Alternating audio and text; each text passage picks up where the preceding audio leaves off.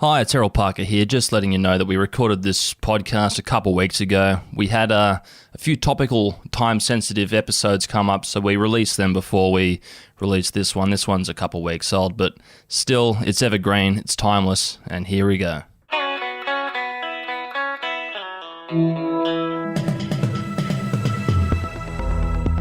You're listening to Errol Parker and Clancy Overall, editors of the Batuta Advocate, on Desert Rock FM. Welcome back to the Batuta Advocate radio show, recording here in downtown Batuta in the Old City District, our famous media quarter. And, you know, things are getting better across the land. Borders are starting to reopen. South Australia made a move on that. And everything feels like it's getting back to normal. There's a lot of misplaced nostalgia that everyone has harboured throughout lockdown for the way things were. And we're lucky enough to see, you know, glimpses here and there of the way things were. There's a Jackass reunion coming, Jackass Forever, I believe it's called. Mm-hmm. I think Bad Boys 3. Bad Boys 3 was pretty cool. And, of course, The Rock has returned to the WWE around the same time the newest Fast and the Furious came out. So, you know, we're getting a good look at that world we left behind before this virus. And you know, personally, it warms my heart as someone who doesn't like change. You've had the same two blokes recording this podcast for you for a couple of years. You've got myself, Clancy Overall, editor of the Batuta Advocate, and Errol Parker, editor at large. How are you, Errol? I'm always good, mate. But you know, I'm more in the school of change. I do love change, but and I do like the way in which this virus has changed the world for the worse. Mm-hmm. I think moving forward, though, I think it's always good to look back on the past and learn from it. Mm-hmm.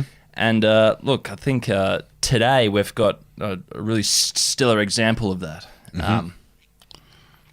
So, Clancy, would you like to introduce today's very special guests? Yes, you might remember them from the Matt and Alex breakfast show on Triple J. Now they run the Matt and Alex breakfast podcast, which you don't have to strictly listen to at breakfast time. Thank you for joining us, Matt and Alex.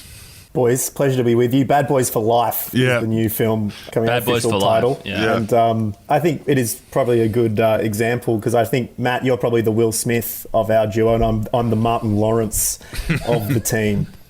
People are really reminiscing, and I found myself doing this recently because I was going to buy a skateboard for during my holidays, and that was a sad moment when I thought, I'm going to buy a skateboard. But what was even sadder than the 36-year-old jumping back on the board, is before I had a chance to buy a skateboard, seeing two other of my friends buying skateboards and realising that I was not being some unique, cool dude revisiting an old fad, but in fact one of the gnarly sheep, one of the pathetic skating sheeple that populate this red dirt earth. What do you have a skate park at Batuta, gentlemen? I haven't been there. I'm sure most towns, whenever they want to do something for the youth, they chuck in a skate park. What's it like there? You got to have somewhere to smoke billies. Where else I've to no good.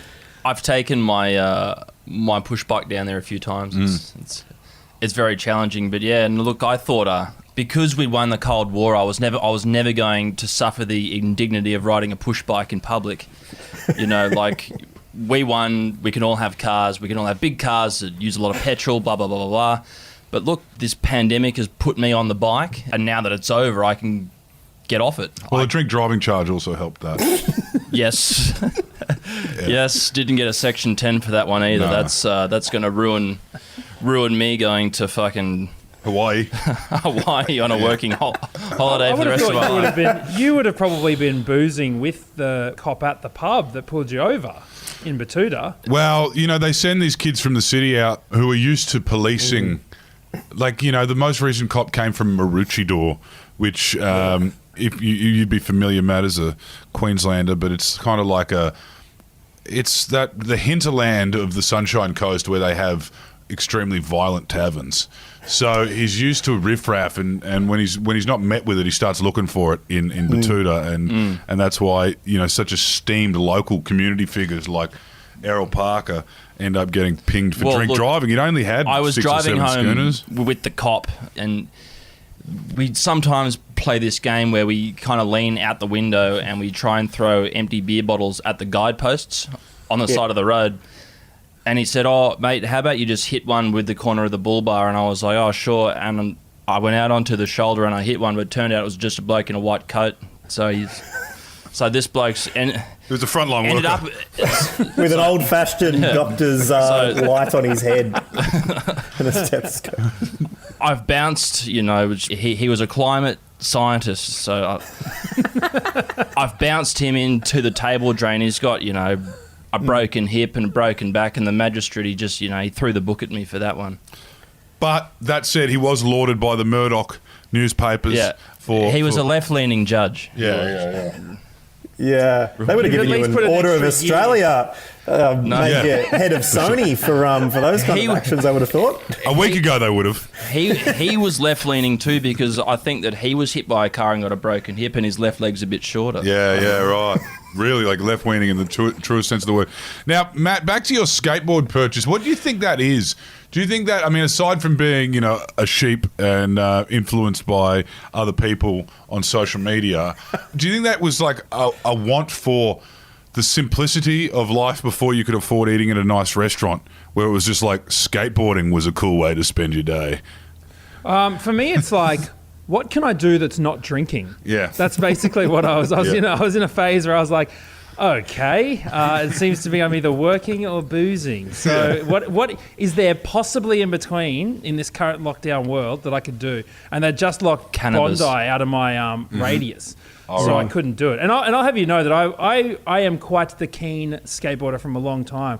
I once turned down free tickets to go see George of the Jungle. I believe maybe George of the Jungle 2. With Brendan Fraser. With Brendan Fraser. Watch out for that tree. Yeah. Turned down George of the Jungle tickets to go to Jindalee Skate Park with my mate instead. Jindalee. So this is probably me just rediscovering my true inner self. Yeah. And the person that I have blocked for so long in a bid to, be cool. So you are a Southside Brisbane product? West Side, bro. West Side, okay. So you wouldn't be that excited about the Redcliffe Dolphins have officially been bumped into the NRL, which will be a big coup for the peninsula. Yeah. Wait. For real? Yeah. Wait. The Redcliffe Dolphins are going to be in the NRL. Yep. As of today. No. Wait. Is this satire? Hang on. I'm going to Google this. What's going on here? It's just been announced. The second Brisbane team. You can tell that you blokes are working. Oh my God, this is amazing. Wow. Triple J. Where are the Batuta? It's the Dolphins, isn't it? I know, we're a feeder club. Batuta Dolphins are officially a feeder club to the NRL. Yeah. I am very, very happy about that. I thought it would have been Toowoomba for sure, but they're pretty much just the Broncos. Yeah. Anyway, right? Well, the Clydesdales of yesteryear. No, I thought they could have made it the Toowoomba team just so that, those Jetstar flights that go to Brisbane West Airport for sure. To Wellcamp. close to the stadium. Well, everyone in Queensland's been given treats by the politicians. I think there was a lot of lobbying from the government to get Redcliffe. In fact, it was a great one where Labor and Liberal Party came together. Deputy Premier Stephen Miles stood next to a man he obviously loathes in the shape of Peter Dutton, and they announced it we're both wearing Dolphins hats, so they were pushing that Northside Brisbane bid. But Toowoomba got the quarantine facility, which is like 1,000 beds. You can't have your... So instead of a football team, they get a bunch of sick people. Your virus need it too, Yeah. Well, how long until... there's some front row workers rather than some front line workers on the NRL bid there. Yeah. That means that the state high kids will have somewhere to sleep when they go up and play downlands. Absolutely. Yeah, in the quarantine facilities. And it's funny where we're at in Queensland, because it's like... What are we fighting for here? It's like we demand the right to have 1,000 potentially sick people with like gamma strain less than 5 kilometres from our hospitals. They're like, yes, that's what we want. Give us the beds, I guess. So it's like everywhere else in Queensland's fighting to keep people out of there, but Toowoomba's decided that they're pro-processing. What's going to happen with that? It feels a year late. The opposite of the not in my backyard mindset. It's like, no, I've got space in the backyard. Chuck them here, thank you. Yeah. Put a little bit of depleted uranium next to it, thanks. Yeah, no, I think it does sound a bit late, but what do? It's like... Do it earlier? We've since learned... I mean, you could go earlier. But we've since learnt that there'll be another one, and it'd be better to be prepared. But like the other one could be in 100 years. I think it was Premier Jeff Kennett that specifically got rid of Melbourne's infectious diseases hospital. Yeah, about 10 years ago. Yeah, forward thinker. Yeah. I mean, in 100 years, you'd think all of the sockets in the lockdown facility would need re-going over at least. Yeah. You know, do you reckon we'll get to the universal sockets? The Ethernet socket for the NBN or whatever is not going to be very They might get useful. NBN by then, 100 years, in Toowoomba. Well, they're probably. I'm thinking the same about the submarines. By the time the new nuclear subs are built, the Chinese will be able to just blow them out of the water, detect them. It'll be $5 billion per sub wasted. They will be levitating by the time we get those submarines. They will be. I disagree. Time traveling. They'll have a shitload more water to explore. They'll be able to go right up to, the bottom of Mount Cootha with the submarine. We'll be able to circular key, just park it on the forecourt of the opera steps house. of the opera house. I mean, The coral reef, formerly known as Tuvalu, there'll be a lot going on. No, well, I think they were saying that the first part of the country to go underwater will be Adelaide because it's the biggest hole. Yeah. Also, Bob Catter has had a theory that he's told us about, which sounds a lot like environmental vandalism, where he would like to... it's eco-terrorism. Eco-terrorism. He thinks that so much of the centre of Australia is below sea level. He doesn't think it. That is a scientific fact he's willing to accept. And he thinks that we should bore out the Gulf and the Bight and just create a massive inland canal. Like an inland port. Yeah. Call it the Burke and Wills Canal, from south to north. He's talking about eliminating takes the most arbitrary path across this continent. So you could take the gun or get the submarines could go in the canal. A few boomers can be in the nuclear sub up the canal and stop off at Coober Pedy for some opal hunting. There is a conspiracy theory in Alice Springs, right? Because they've got the Pine Gap facility, which is, what the United States and we use and the Palms use to spy on the Chinese and the Russians. And the aliens. Yeah. So, but back when they built it, they wanted the power to be independent of everything else. And they didn't have the technology at the time, so they took some engines out of some World War II submarines and they still use them to that day to power the generators at the Pine Gap facility. And there are people who are able to pick up the vibrations and they're like, these are subs. The submarines are at Pine Gap. There is a tunnel that goes under the country into Pine Gap, and it's a submarine base. It's a secret submarine base. I don't understand why. Who cares? Why would that be a secret? No, because we don't know it. They're hiding a giant mega tunnel from us. No. So the engines, the submarine engines are on the land powering this base, but people on dark corners of the internet actually think the engines are below the earth and that there's a massive underwater canal underneath Australia. Oh, right. They've hooked up the submarines world's longest storm drain just going from Alice Springs and going into the Gulf of Carpentaria. Critical issue with that, if there were the submarines there, they would be ones from World War II because those are the engines that are down there. Yeah. So it's like... I wouldn't be... I imagine that every single pub in Australia, when you go get a beer and they're it's still runny or still frothy or foamy and they go change the keg, so they just tip it all down the little hole. I reckon every hole in Australia goes to that place. Yeah, it goes to... It's Vigil. Vigil on steroids and on shitty, cloudy Cooper's Pale Ale. It goes into a bucket and that bucket is delivered to the nearest branch office of the National Party. The Christmas party. Here we go. Drink up, boys. So... Matt, you've been into skateboarding and early fatherhood. Alex, you've decided to become a member of the political class. Tell us about that decision. What was it, One Nation you were associated with? Who were you? No, I did get the prime position of standing next to the Senate candidate for One Nation down in the southwest of Victoria, where I hail from. There's good dairy country down there. Had a conversation with them, and it's interesting. You can have a pleasant conversation with someone's politics you totally disagree with. But I ran as an independent a little while ago. I admired our leaders so much. You can't be what you can't see, and I saw people doing a really great job, and I thought, I want to be one. I want to be one of them. I started seeing the pensions that these jokers are getting after 4 years in politics. Oh, well done! Here's $20,000 a year for the rest of your life. Yeah, and a driver. 20,000? Don't you mean like 200,000? Yeah. For various ones. $20,000 a year. I'd still take 20, but 200's a bit better. I don't You're know back why to working these at people, McDonald's in 1992. There you go.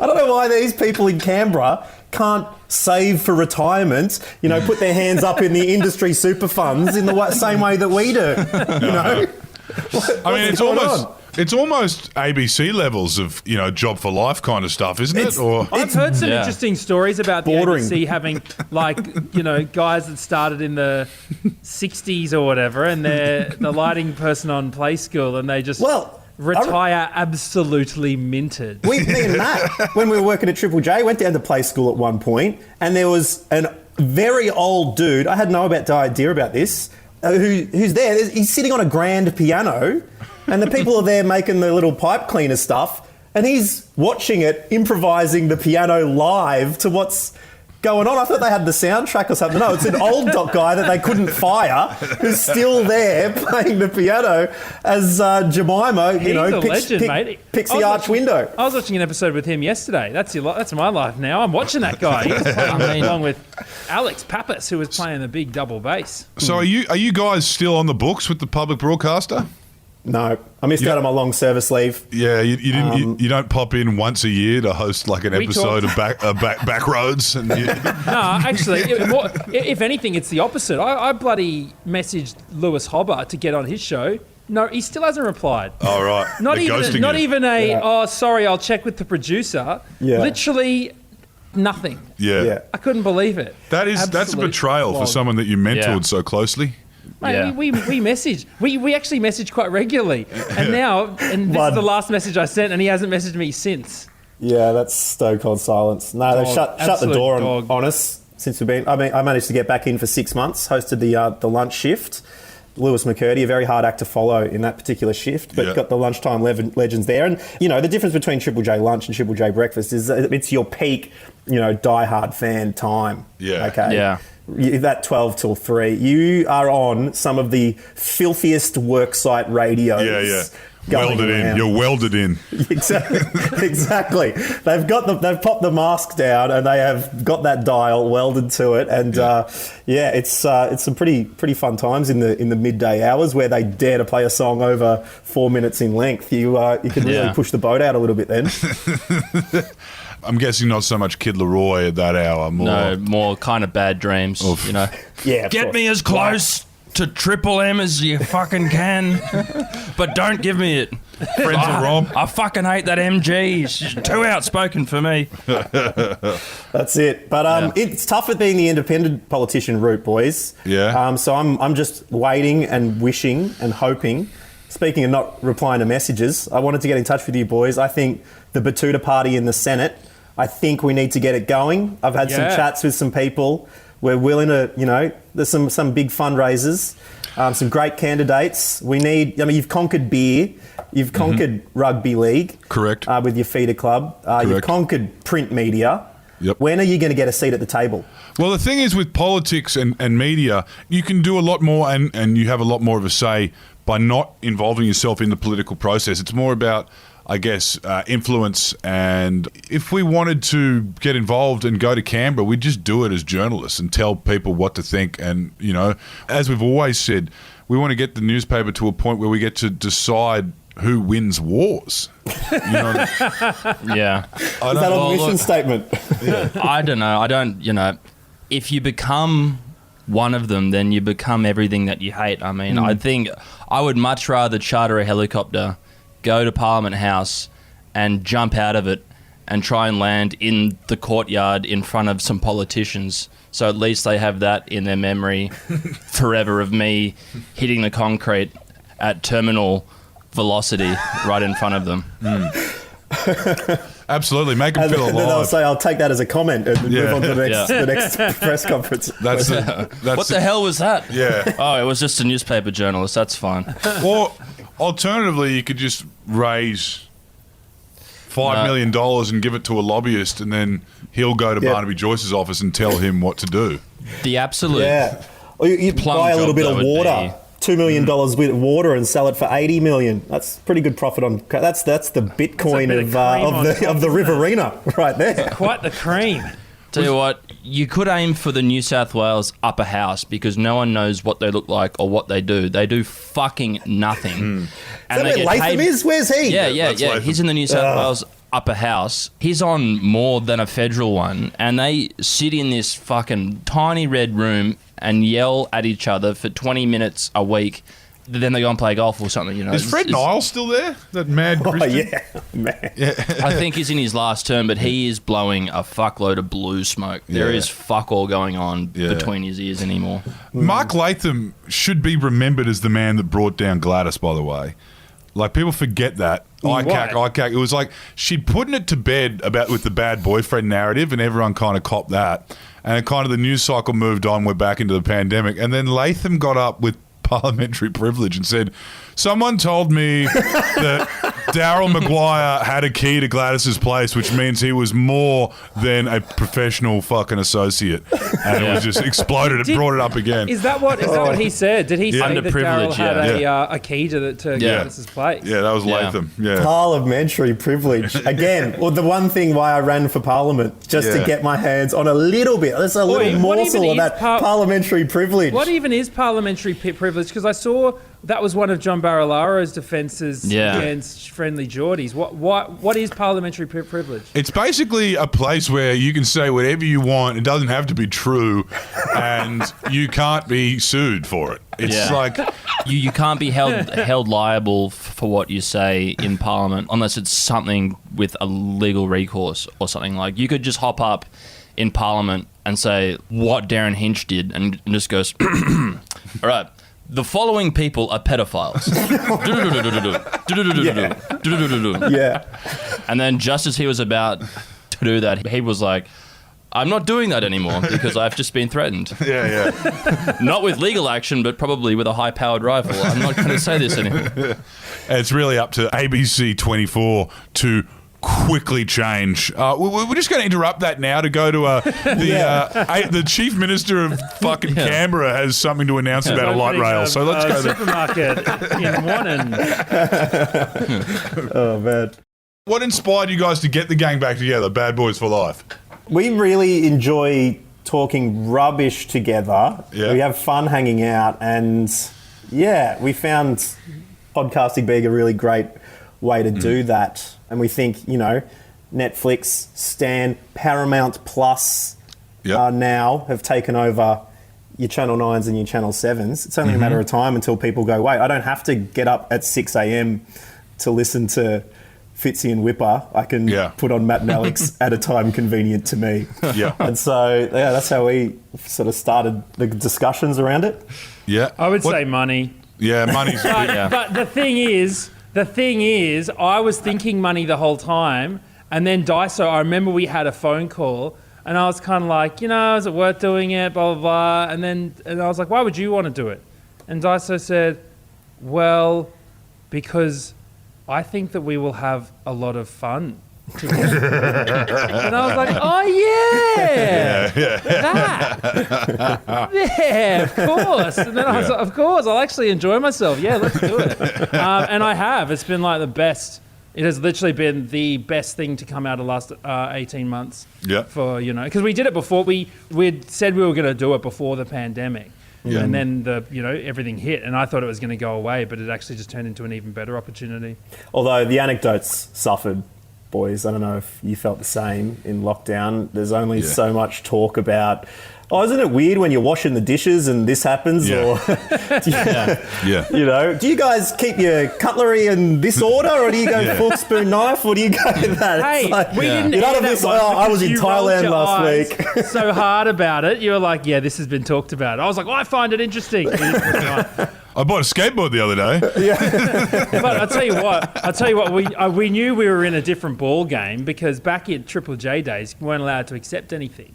Yeah, right. Right? But, we're not like you fancy politicians getting secret cuts and, bottles of Grange, Grange and stuff. We had to say no to everything. Yeah. And, but then in our first week of podcast, I mentioned how much I've started liking hummus.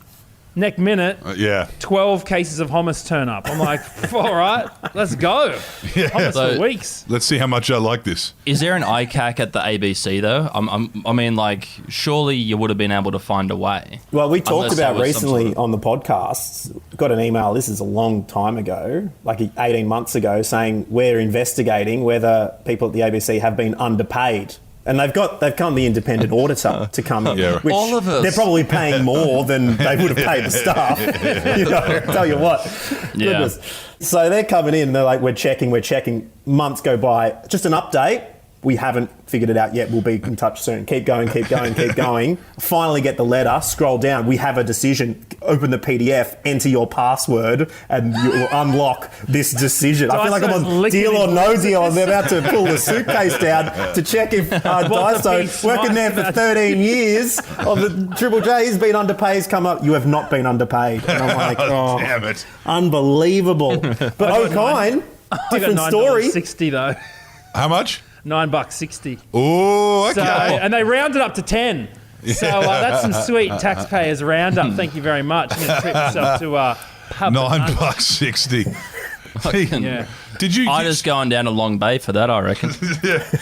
Did you get free tickets and shit? Surely that's got to come with being on Triple J. That's part of it. Yeah. That's not really anything. Like I mean, Dyson got offered to get flown to New York, and he couldn't go. Yeah, right. Yeah, they wanted us to go to New York one time to interview Hugh Jackman on the streets of New York, and so they were going to fly me and my co-host at the time, Tom Ballard, over.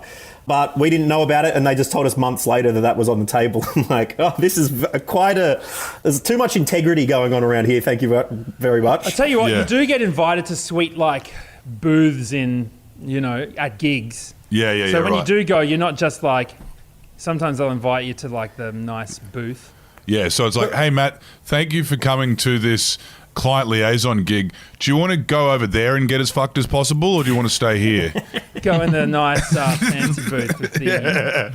I only vomit on suede. None of this linoleum crap that the punters are going. But yeah, I remember sitting at a table one time with the Triple J crew, and one of the dudes from the record labels is like, "Oh, I'll buy you a round of drinks," and the boss is like, "No, sorry, can't do that." Oh, like, really? Yeah, it's like, but they don't even buy you milk for your coffee in the morning. You know what I mean? Like you literally have to everyone brings their own little carton of milk with their name on it. And people draw lines as to where the milk's at so that other people don't bring their milk. And I can tell you, the Triple J fridge, I mean, you can only imagine, boys, you've got the almond, you've got the oat, you've got the rice milk, you've got the, every variety you could ask for. So that means in the Triple J if you fridge. don't want anyone to touch your milk, then get full fat, cheap milk. That was my trick. The Triple J fridge. Full strength. No one's touched my milk. I wonder why. We did a story years ago about the Triple J soundie who had to go into the toilets to watch the Melbourne Cup alone in the bathroom cubicle, and then we went in to do an interview, a bit later with the girls who ended up, on breakfast, and they said as a joke they brought that guy in. That archetype existed, and they brought him in. It was like, he thought you'd written this about him because he had to do that. Because everyone around was that Walesy? Yeah. Big long hair. And he goes, man, it's so funny. You've got it in one. Everyone around here is saying nup to the cup. I'm in the bathroom. He's like, I'm loading up bets on whatever app, and then I'm going straight through to watch it live. The place changed. I guess you guys really did start that woke thing. Like a lot of the kind of cancel culture, I guess we could put down to you guys, which was pretty cool, kind of legacy to leave in the Australian media. Yeah, because it was about time. Because me and what the hell are you talking about? me and Tom Ballard, we got more cancelled than we cancelled. That's it. Because me and Tom Ballard, we took over from Marique Hardy, who is a known, softy who just lets everything fly. Person who hates the political correctness society that we're in, and the cancel culture, and she goes to writers' festivals just to abuse everyone and tell them how you can't say anything nowadays. And so when me and Ballard had to come in, we had to tighten up the ship, and then. But the truth is, Triple J taught me a lot about that, more than I got changed a lot by that whole thing. I remember what I was doing. We were doing You stopped doing your Rodney Rude skits. I tell you what, the accents were the first to go. Sad The day. accents. Actually, You should have seen it. My cab driver on the way in here this morning, he was all like, let's end it there, Matt. Yeah, constantly having to dump Matt's impressions that coming through.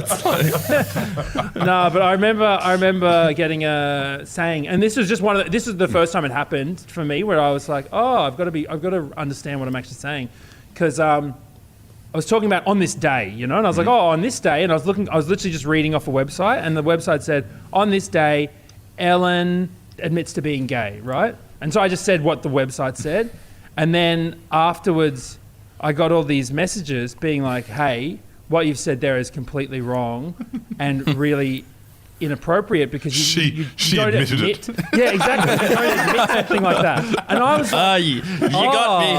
In a room with a single light globe swinging above her, she finally... the water dripping onto the towel over her face. Yeah. Someone's holding a lamp in her face. Yeah. I had not even thought about what I was saying. Yeah. You could have said, on this day, Ellen DeGeneres finally concedes to being gay. It was a big wake-up call, and the amount of feedback that I realised, the diversity of people were listening. Yeah. I was like, oh man, I'm not just in a club anymore, like on stage in some little club. Yeah, for sure. I've got to think about every word and what it means to everyone. So it changed me. On the other side of things, I remember being on the weekends or the overnight, like the real graveyard shift kind of thing, which is a beast into itself on Triple J. I mean, I said lunches were the the tried and true listeners. You listen to Triple J at 3 a.m. You are some of the elite. I remember we got a call from this guy called Forbesy. We were like, what's going on, Forbesy? He's like, I just got pulled over out of Mudgee. I'm in the jail cell. This is my one phone call. I thought I'd call Triple J to tell everyone to come bail me out. So we're like, oh, sorry, mate. But I was on one of those. Someone go get Forbesy. It was, a few more years after George Bush decided to go into Iraq and get rid of those weapons of mass destruction. Yeah, and I said the phrase on air, something about, George Bush getting into an illegal war. And I got pulled up because ABC got some complaints going. Yeah, You can't be saying that as a, impartial observer. For sure. As many UN conventions that, could be circumvented or, the wording of which have, be damned. That's not something you can say on the ABC. So, yeah, you do get used to asking questions a fair bit better rather than giving your own opinions on stuff. Now, you guys worked in different pairs, I guess, throughout your career. When you both disbanded as hosts, was it you both of you left? Was that the case? Yeah. Yeah. So, Alex, you worked with Tom Ballard before. Was there a time, because we've spoken to Hamish and Andy before, we've spoken to Hamish Blake on the podcast before, and he kind of tells a funny story of when the drums were ringing, everyone had figured out they had a chemistry that worked, and ABC came for them, for Triple J. I remember listening to that episode where you interviewed them, and someone gave them the advice like, well, if you don't go Fox, otherwise you'll never get on Triple J. Yeah. And Triple J were like, you've made the wrong decision. They're like, no, we've just signed with Oz Stereo. And they're like, you've signed... the wrong contract. A deal with the devil. Yeah, but they're like, you'll be hosting lunchtime on Coughs, breakfast. You may have to go to their studios in Parramatta. Do you want that? Yeah, it was like you've signed the wrong deal. You've signed. ABC were telling them, no, you've got to unsign that and come with us. And they're like, no, but we've already signed it and it kind of feels good, and they're paying us more. And then, but they're paying us $1 million this year. But then you see it with, and I'm 22, and I'm allowed to take any gift I get given. That's like the right contract. Yeah. And I get to go to the birdcage at the Melbourne Cup, and everyone that I work with watches the Melbourne Cup. But in the same breath, you saw Merrick and Rosso bounce between the public broadcaster and the commercial. Did you ever get a knock on the door as you guys as a chemistry, as a duo with chemistry? To get knock on the door from the other commercial stations? Networks?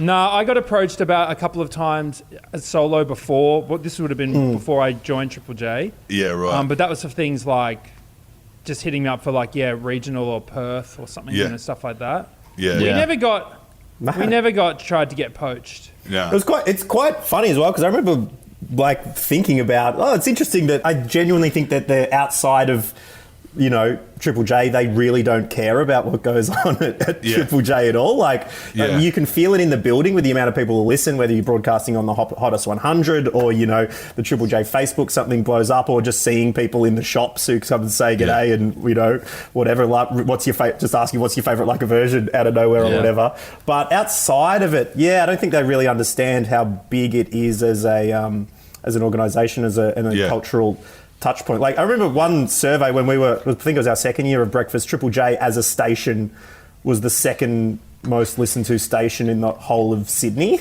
Like, we were 0.3 behind Kiss FM and Kylie Jackio as a station. And it's like, that just never really registered with anyone. And it's quite surprising how they underestimate people outside of the bubble. Yeah, for sure. Just imagine if they had ads. Yeah. But also, it was great, I have to say, in the end, to see Ben and Liam get one away like that. You know what I mean? To see those boys go back to their hometown as kings with an afternoon show. And they're so good. And the content that they come up with, like, that's the beauty of having young radio hosts. Or even young people in any work, is that they will work so much harder than everyone else for not as much money, whether it's us at Triple J or Ben and Liam, who then go back to Nova still, in their early to mid-20s now, and they broadcast a show hanging from a billboard or run a marathon or they kayak to Kangaroo Island or whatever. And it's like a couple of these people, who could sit around and have their breakfast radio show jobs for so long would, never do those kind of stunts. And they were so radio. Get so much more money. We met them at Splendor. They were so radio. We went to the Splendor in the Grass as a media capacity. They just gave us a tent, which we left Eskies in. Did you get the media pass or the AAA? What did they do? We got AAA. There we go. There it is. And we were playing up out the back. But every other, Triple J had a giant tent with fucking desks and carpet and all this shit. And, we had nothing. All these people, hired plants. Two plastic. Did you guys just have two plastic chairs? Chairs and a table. And that was it. That would be a bit more infrastructure than Desert Rock FM, though, wouldn't it? I know. We had the Zoom and a bit of paper with Batuta strapped to the front of the tent. But we saw Ben and Liam, and I realised how radio they were, more so than the we love music. Like, they were real radio stars, because we were standing there having a yarn to them, and all the Ocean Alley crew, they'd just come off stage singing Confidence Baby or, Baby Come Back, like the absolute zenith of their career. And they're walking off the main stage, and they're walking backstage. They're beelining for Ben and Liam. And then Ben leans over to Liam and goes, "Who are these guys again?"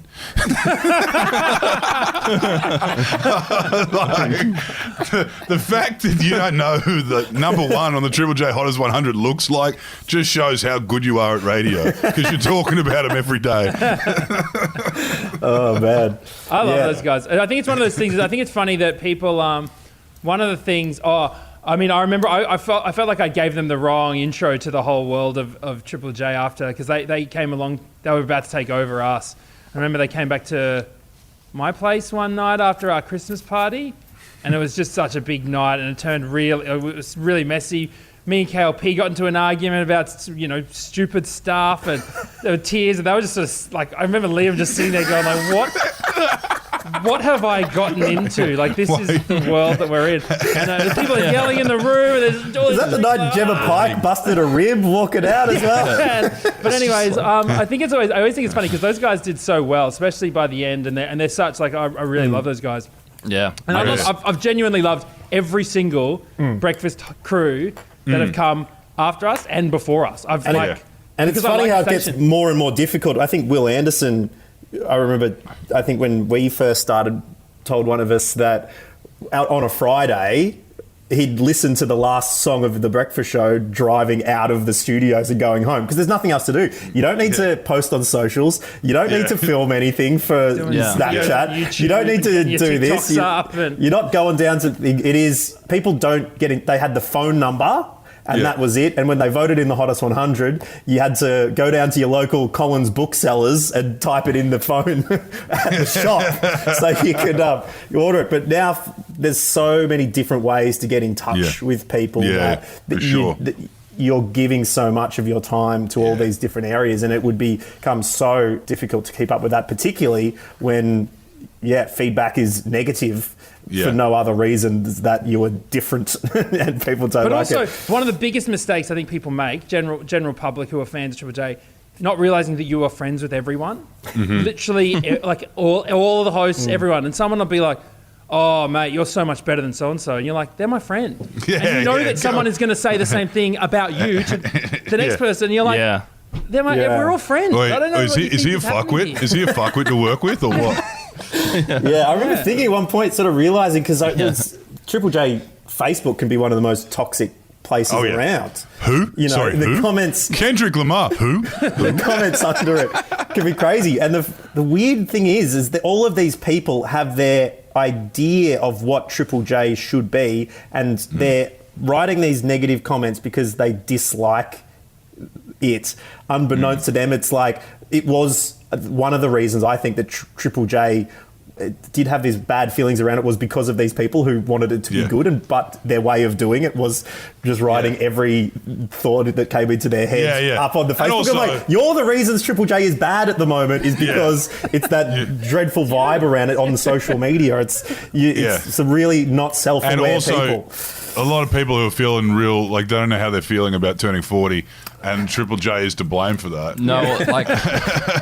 Who? Like, if a bunch of 40-year-olds were coming up saying, I love this radio station, you'd like, as a 20-year-old, you're like, well, I don't want to listen to that at all. If these 40-year-olds are really digging the tunes on this station, it's like, well, I'm not going to listen to that. So, it is a sort of bit of a badge of honour when the oldies are getting annoyed at you in that radio station. Yeah, like there was that tweet a couple of weeks ago, that was like, man, were you upset when you aged out? It's like, for fuck's sake. I mean, like, I saw so many people bite back to that too. Yeah, but they all just made it about themselves. It's like this isn't about Triple J, it's about me. For context, this is how I feel about turning 46. The social media team at Triple J went rogue. For the listeners, and they went rogue and they tweeted. It was a meme template that perhaps not everyone was across, but they knew exactly what they were doing. The tweet said, "Did it hurt when you got too old when for you Triple aged J? out of the nation's youth radio?" Oh yeah, when you aged out of the nation's youth broadcaster, and let's just say there are a lot of angry rockabillys that day. You know what? It brought up a lot of conversation about women in music as well, which is a completely valid conversation to be having. But it's interesting that particular tweet then set off a side chain, and to suddenly, if you discount the tweet as a joke, meant somehow that you were also discounting this completely separate problem, which is a problem. You couldn't comment and say, guys, that tweet was just a joke and it was stupid. Because then people were getting really offended about the side problem. Well, once people are outraged, you've got to throw nuance out the window. It's you just got to ride the storm.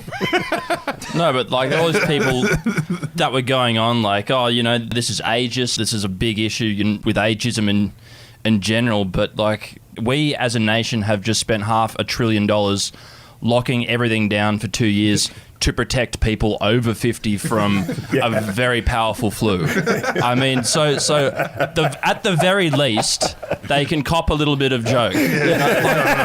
Like, for fuck's sake. I mean, we've spent so much fucking money, like generation upon generation are going to be lumped with this debt just because baby boomers wanted to have an extra 10 to 20 years on Earth. Do you know that everyone who responded negatively, like the old people who got angry at that, all of them literally said the same thing. They're like, that's why I don't listen to this terrible station. It's like, yeah, exactly. Good. Yeah. And look, you don't want to listen, fine. That's why I listen to Alan Jones. Yeah. He says it's not my fault.